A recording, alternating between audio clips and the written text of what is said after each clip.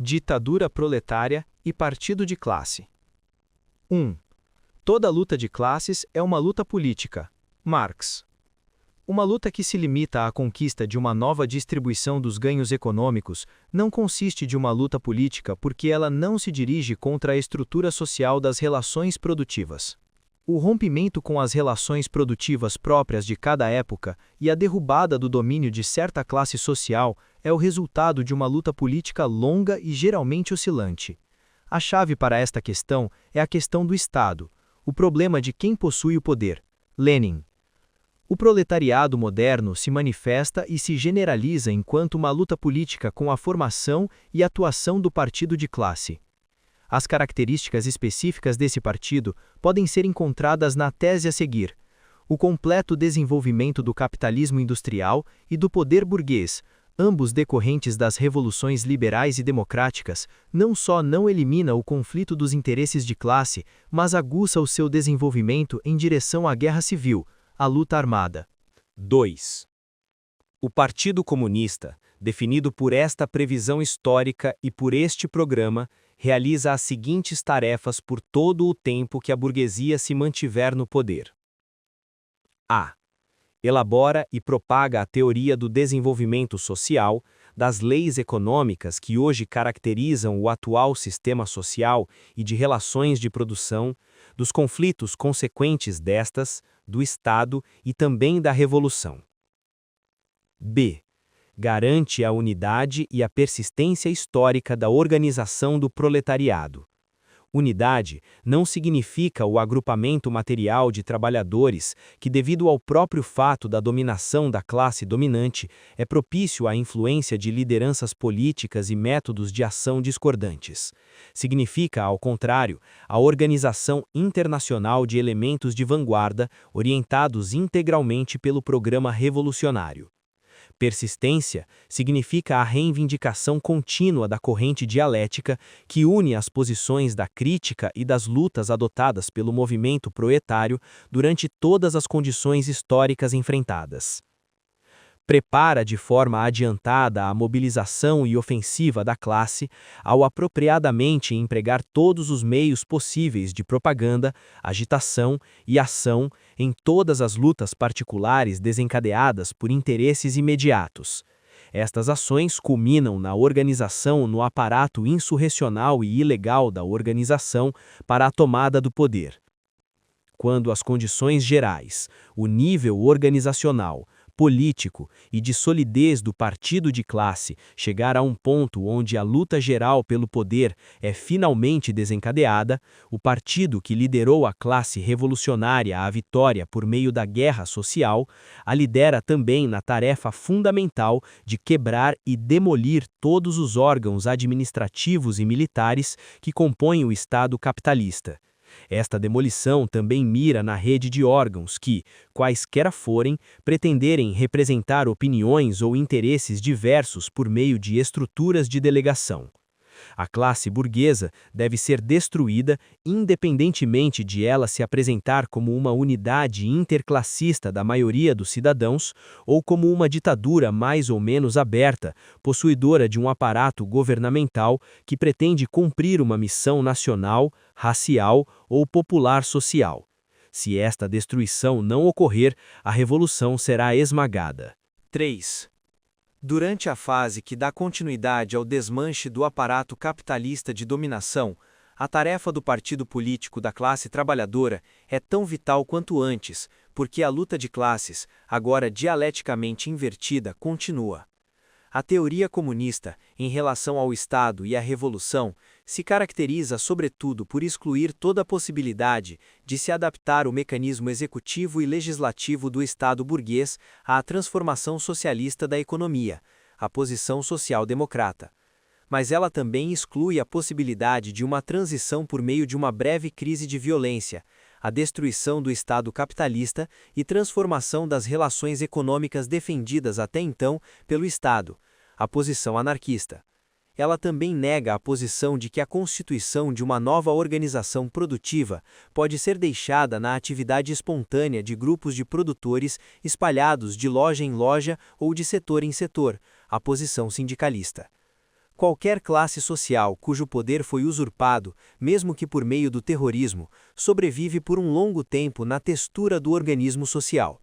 Longe de abandonar suas esperanças de vingança, ela procura se reorganizar e restabelecer seu domínio, seja por meio da violência ou de forma disfarçada. Ela se transformou de uma classe dominante em uma classe derrotada e dominada, mas ela não desapareceria instantemente. O proletariado, que por sua vez desapareceria como classe juntamente de toda outra classe na realização do comunismo, se organiza como classe dominante, manifesto, na primeira fase pós-capitalista. E depois da destruição do velho Estado, o novo Estado proletariano é sua própria ditadura.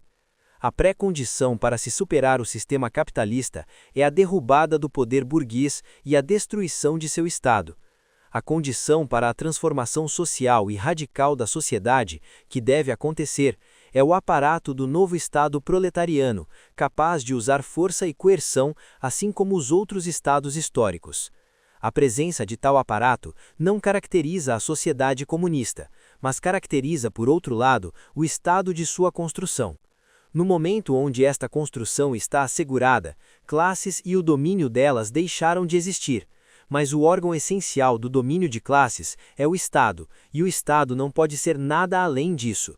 Dessa forma, os comunistas não defendem o Estado proletariano como uma crença mística, como um absoluto ou ideal, mas sim como uma ferramenta dialética, uma arma da classe que lentamente definha, Engels, pela própria realização de suas funções.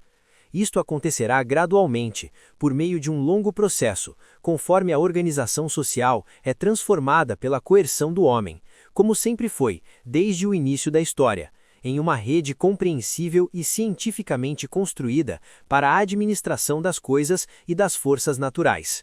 IV.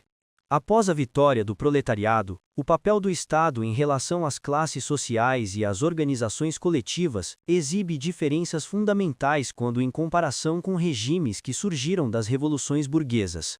A. A ideologia revolucionária burguesa, antes de sua luta e vitória final, pretendia que seu futuro Estado pós-feudal fosse não um Estado de classe, mas um Estado popular, baseado na abolição de toda desigualdade frente à lei, o que foi apresentado então como suficiente para garantir a liberdade e igualdade de todos os membros da sociedade. A teoria proletária abertamente afirma que o seu Estado futuro será um Estado de classe, i.e., um Estado a ser utilizado por uma classe pelo período em que classes continuam a existir. As outras classes serão excluídas deste Estado e proibidas, tanto em fato quanto em princípio. A classe trabalhadora, tendo alcançado o poder, não o dividirá com ninguém. Lenin. B. Após a vitória política burguesa e a sua tenaz campanha ideológica, cartas constitucionais e declarações de princípios foram solenemente proclamados em diferentes países como uma base e fundação do Estado. Eles foram considerados, na época, como imutáveis, uma expressão definitiva das regras imanentes da vida em sociedade. Dali em diante, as disputas e relações entre as forças políticas deveriam acontecer nas estruturas desses estatutos.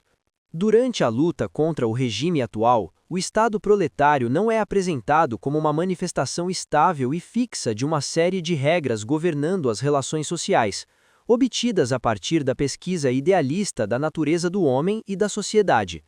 Durante sua vida, o Estado proletário constantemente evoluirá até o ponto aonde finalmente se definhará.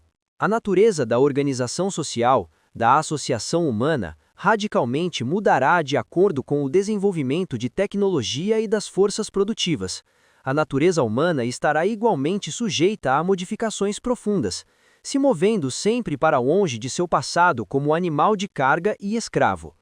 Qualquer coisa como uma constituição codificada e permanente proclamada após a Revolução dos Trabalhadores é bobagem. Não existe lugar para algo assim no programa comunista. Tecnicamente, seria conveniente adotar regras escritas, entretanto não seriam de forma alguma intangíveis e se manteriam com um caráter instrumental e temporário, deixando completamente de lado a facciosidade sobre ética social e lei natural. C. Tendo conquistado e até mesmo esmagado o aparato feudal de poder, Os capitalistas vitoriosos não hesitaram de usar a força do Estado para reprimir a contra-revolução e a restauração. Entretanto, as decisões terroristas mais resolutas foram justificadas como sendo dirigidas não a inimigos da classe capitalista, mas sim a traidores do povo, da nação, do país. Na sociedade civil, todos esses conceitos vazios que estão associados ao próprio Estado e, de fato, ao próprio partido, e partido no poder. O proletário vitorioso, ao usar seu Estado para esmagar a resistência inevitável e desesperada da burguesia, Lenin, combaterá os velhos governantes e seus apoiadores todas as vezes em que se opor, em uma lógica defesa de seus interesses de classe, às medidas que visam erradicar os privilégios econômicos. Esses elementos manterão uma posição afastada e passiva vis-à-vis o aparato de poder. Qualquer tentativa de se livrar da passividade imposta sobre eles, forças materiais os subjugarão. Eles não participarão de nenhum contrato social, eles não terão nenhum dever legal ou patriótico.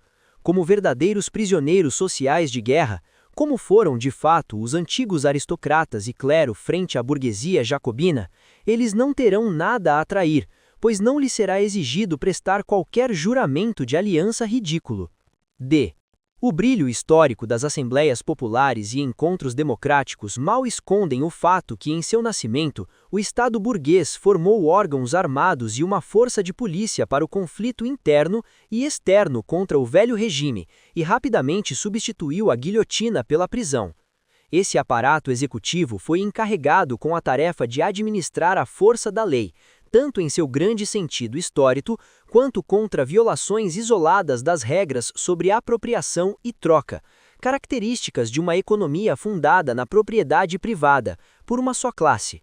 Ele agiu também de forma completamente tranquila contra os primeiros movimentos proletários, que ameaçaram, mesmo que apenas por instinto, a forma burguesa de produção. A realidade desse dualismo social foi escondida pelo jogo do aparato legislativo, que afirmava ser capaz de trazer a participação de todos os cidadãos e as opiniões de todos os partidos para dentro do Estado, mantendo um equilíbrio perfeito e uma atmosfera de paz social. O Estado proletário, como uma ditadura aberta de uma só classe, eliminará qualquer distinção entre os níveis legislativo e executivo de poder.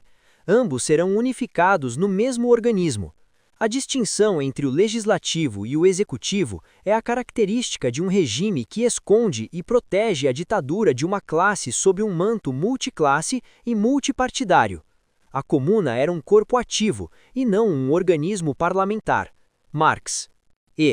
O Estado burguês na sua forma clássica, coerente com uma ideologia individualista cuja ficção teórica se estende a todos os cidadãos e que é também o reflexo mental de uma realidade econômica fundada no monopólio da propriedade privada por uma só classe, recusa a possibilidade de qualquer outro órgão intermediário além das assembleias constitucionais entre os indivíduos isolados e o núcleo legal do Estado.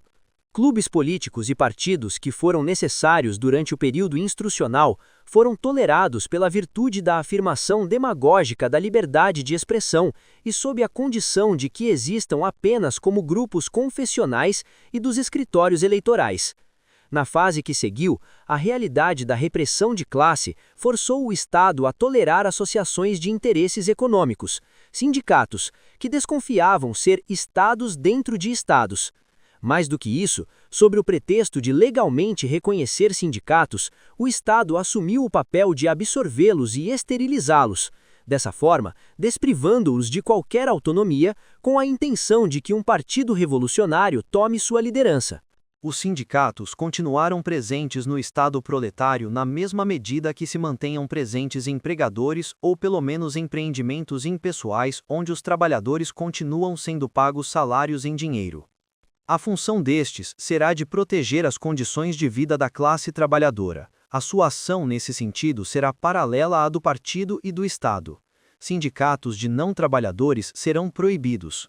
Na realidade, sobre a questão de distribuição de renda entre a classe trabalhadora e os não proletários ou semiproletários, a situação dos trabalhadores pode ser agravada com considerações distintas da necessidade superior da luta revolucionária generalizada contra o capitalismo internacional. Essa possibilidade, que se manterá por certo tempo, justifica o papel secundário dos sindicatos em relação ao Partido Político Comunista, a vanguarda revolucionária internacional, que, juntamente com outros partidos em luta em outros países capitalistas, formam um corpo unitário que lidera o Estado proletário. O Estado proletário só pode ser animado por um único partido e seria bobagem exigir que este partido possuísse em seus escalões uma maioria estatística e que fosse apoiado por tal maioria em eleições populares, a velha armadilha burguesa. Uma das possibilidades históricas é a existência de partidos políticos compostos, em aparência, por proletários, mas na realidade influenciado por tradições contra-revolucionárias ou pelo capitalismo estrangeiro. Esta contradição, a mais perigosa de todas, não pode ser resolvida por meio de reconhecimento formal de direitos ou pelo processo de voto em uma democracia de classe abstrata. Esta será também uma crise a ser liquidada em termos de força. Não existe um plano estatístico que consegue garantir um resultado revolucionário satisfatório. Este dependerá unicamente do grau de solidez e clareza alcançada pelo movimento revolucionário comunista em todo o mundo. Um século atrás no Ocidente e 50 anos atrás no Império Czarista, marxistas corretamente afirmaram, em oposição à ingenuidade democrata, que os capitalistas e proprietários eram uma minoria e que, portanto, o único verdadeiro governo da maioria é o governo da classe trabalhadora. Se a palavra democracia significa o poder da maioria, então os democratas deveriam estar do lado de nossa classe. No entanto, esta palavra, tanto no seu sentido literal, poder do povo, quanto o seu sentido sujo, que vem mais e mais sendo utilizado, significa poder pertencente a uma e não a todas as classes.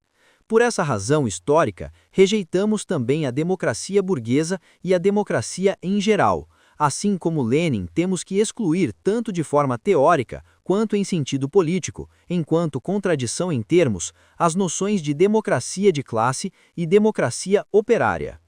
A ditadura defendida pelo marxismo não corre o risco de ser confundida com as ditaduras de homens e grupos de homens que assumem o controle do governo e substituem a classe proletária, porque declarará abertamente que é necessária porque não pode ser aceita de forma unânime, e que se a maioria dos votos fosse seriamente apurável, não seria a ausência de unanimidade uma condição que faria a ditadura ter a ingenuidade de abdicar.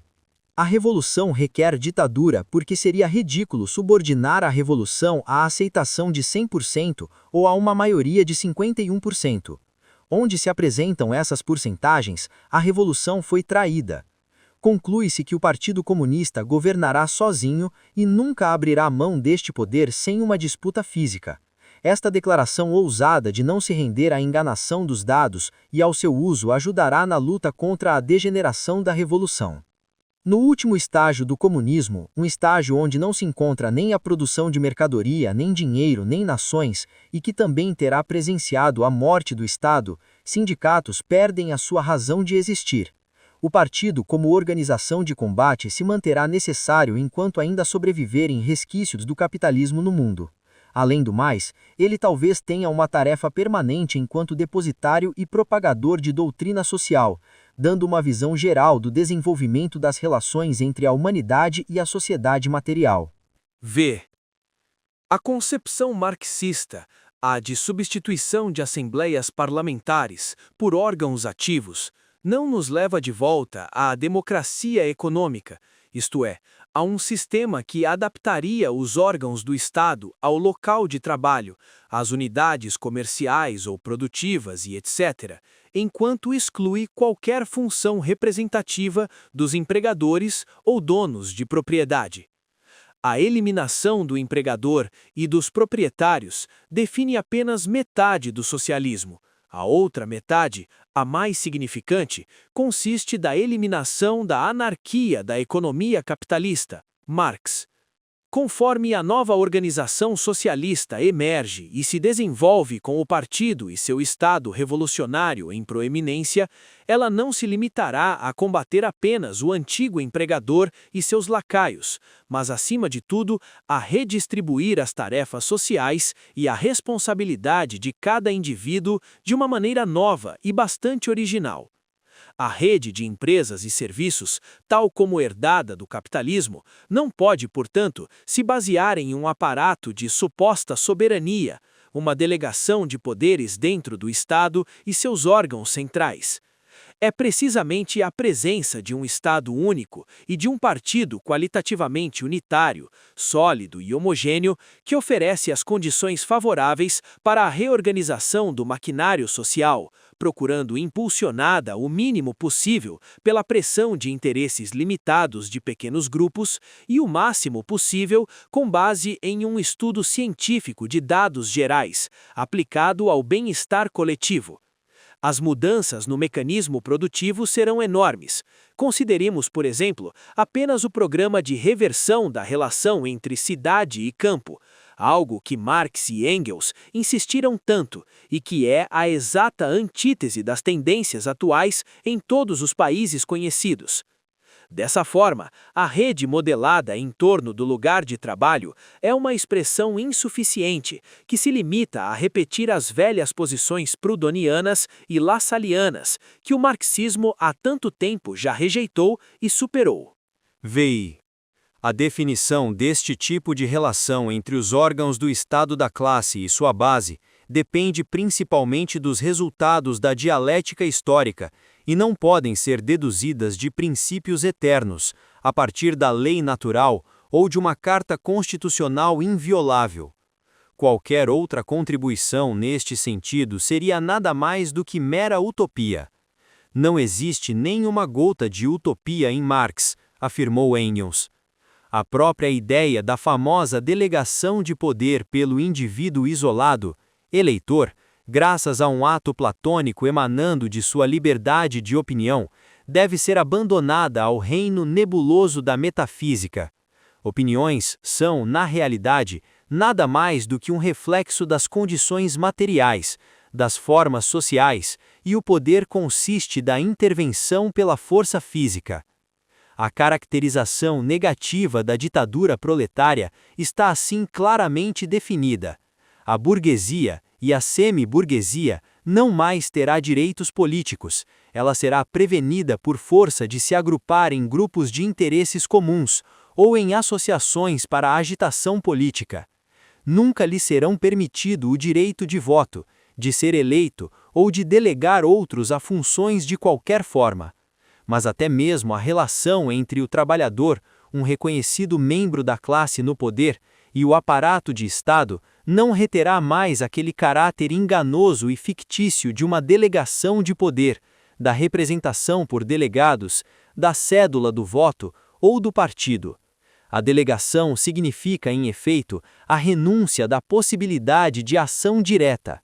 A pretensa soberania do direito democrático é, na realidade, uma abdicação, e, na maioria dos casos, é uma abdicação a favor dos canalhas.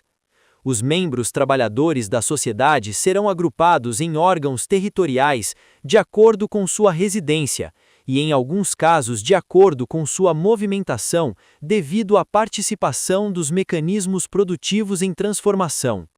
Graças à ação contínua e ininterrupta à participação de todos os elementos socialmente ativos, participarão do aparato estatal, e dessa forma, a administração e exercício do poder de classe será garantido. Não podemos aqui adivinhar como serão estes mecanismos sem a realização concreta das relações de classe da qual surgiria. Sétimo. A Comuna de Paris estabeleceu como os princípios mais importantes, ver Marx, Engels, Lenin, que seus membros e oficiais seriam sujeitos à possibilidade de terem seus mandatos revogados a qualquer hora, e que seu salário não excederia o de um trabalhador comum. Qualquer separação entre os produtores da periferia e os burocratas no centro é assim eliminada por uma rotação sistemática. O serviço público deixará de ser uma carreira e até mesmo uma profissão. Sem dúvida nenhuma, quando colocados em prática, esses princípios criaram dificuldades tremendas, mas foi há tempos que Lenin já declarou seu desprezo a todos aqueles planos de revoluções sem dificuldades.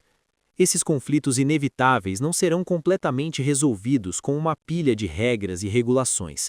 Eles constituirão um problema histórico e político que expressará uma relação real entre forças. A Revolução Bolchevique não parou frente à Assembleia Constituinte, como também a dispersou. Os conselhos de trabalhadores, soldados e camponeses haviam se levantado. Esses novos tipos de órgãos de Estado que se destacaram nas chamas da guerra social e que já estavam presentes na Revolução de 1905 se estenderam do vilarejo para todo o país por meio de uma rede de unidades territoriais. A sua formação não respondia a nenhuma preconcepção sobre os direitos do homem ou ao sufrágio livre, direto, universal e secreto. O Partido Comunista desencadeia e vence a Guerra Civil, ocupa posições chaves em um sentido militar e social, multiplica por 1000 os seus meios de propaganda e agitação por meio das construções e estabelecimentos públicos, e sem perder tempo com caprichos processuais, ele estabelece os órgãos armados dos trabalhadores, de qual Lenin já falou, a Guarda Vermelha, a Polícia Revolucionária. Nos encontros de sovietes, ele ganha a maioria com o slogan "Todo o poder aos sovietes". Esta seria uma maioria legal ou um dado simples e frio? Não.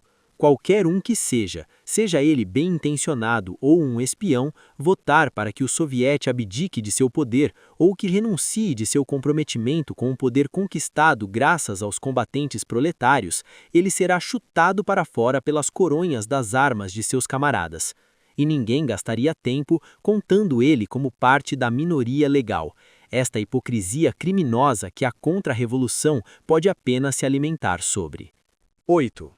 Fatos diferentes daqueles da Rússia de 1917, ou seja, o colapso recente do despotismo feudal, uma guerra desastrosa, o papel realizado por líderes oportunistas, poderiam criar, enquanto mantendo a mesma linha fundamental, formas práticas diferentes para a rede do Estado. Do tempo em que o movimento proletário abandonou a utopia de esquerda para trás e encontrou o seu caminho e o seu garantido sucesso, graças não só à experiência real do atual modo de produção, mas também dos erros estratégicos das revoluções proletárias, tanto nos campos de batalha da quente guerra civil, onde os comunars gloriosamente caíram, e na fria que foi perdida entre 1917 e 1926, esta última foi a grande batalha entre a Internacional de Lenin e o capitalismo mundial, apoiado no fronte pela cumplicidade dos oportunistas. Os comunistas não possuem constituições codificadas a propor. Eles têm um mundo de mentiras e constituições, cristalizadas na lei e na força da classe dominante, a esmagar. Eles sabem que apenas um aparato revolucionário e totalitário de força e poder que não exclui nenhum meio será capaz de impedir que as infames relíquias de uma época bárbara se levantem novamente. Apenas isto será capaz de evitar que o monstro do privilégio social, desejando vingança e servidão, levante novamente sua cabeça e pela milésima vez lance a sua súplica enganadora por liberdade.